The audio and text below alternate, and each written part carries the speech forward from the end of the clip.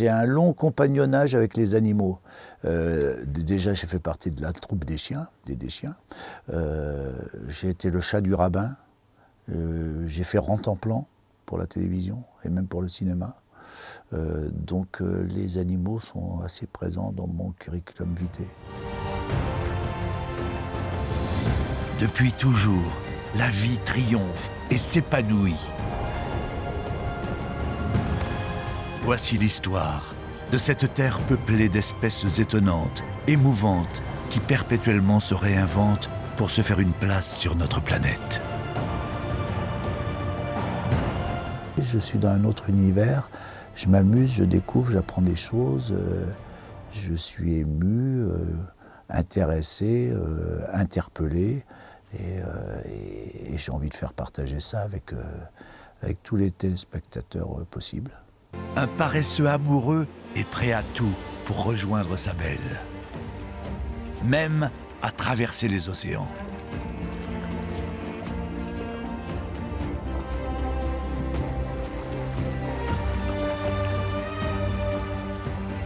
Il y a un moment où on voit des iguanes marins qui sont poursuivis par des serpents. Et ça fout la trouille, on est dans un film de Spielberg, il y a du suspense, on a envie que le petit iguane s'en sorte. Et c'est vraiment du grand cinéma, quoi.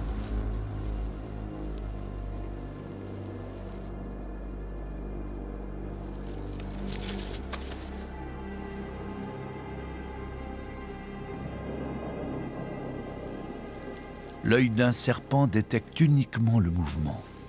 Si ce petit reste parfaitement immobile, il parviendra peut-être à tromper l'ennemi.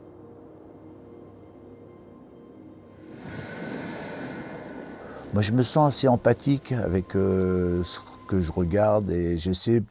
Je trouve qu'il ne faut pas se mettre en avant dans ce genre de travail, c'est-à-dire qu'il faut se dire que la vedette, ce n'est pas le commentateur, ce sont les animaux. Mon rôle, c'est peut-être juste d'être le passeur entre les cinéastes, les caméramans qui ont passé un temps fou à filmer ces images, et puis le spectateur. Moi, je me sens plutôt comme le premier spectateur, le premier téléspectateur.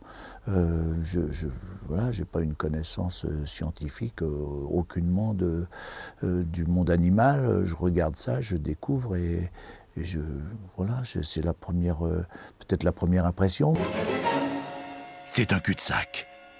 Et la seule issue se trouve des dizaines de mètres plus bas.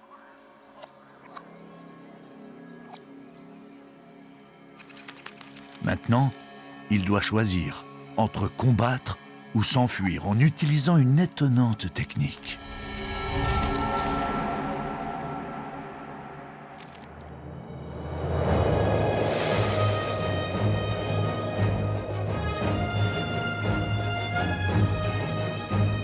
Ces lézards sont les seuls de leur espèce capables de voler.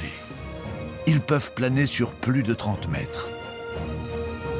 C'est un moyen de se déplacer particulièrement rapide, une technique de vol élégante, mais surtout très efficace en cas de danger.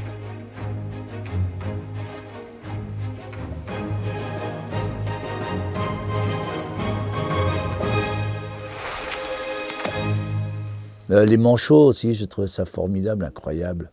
Pour aller nourrir les enfants, il faut aller se jeter dans une mer en furie, revenir où il y a un volcan qui est en éruption. C'est terrible. Waouh. Chaque jour, ou presque, la mer est démontée et c'est le même spectacle. Il leur faut affronter la violence des vagues sous ces rochers à pic.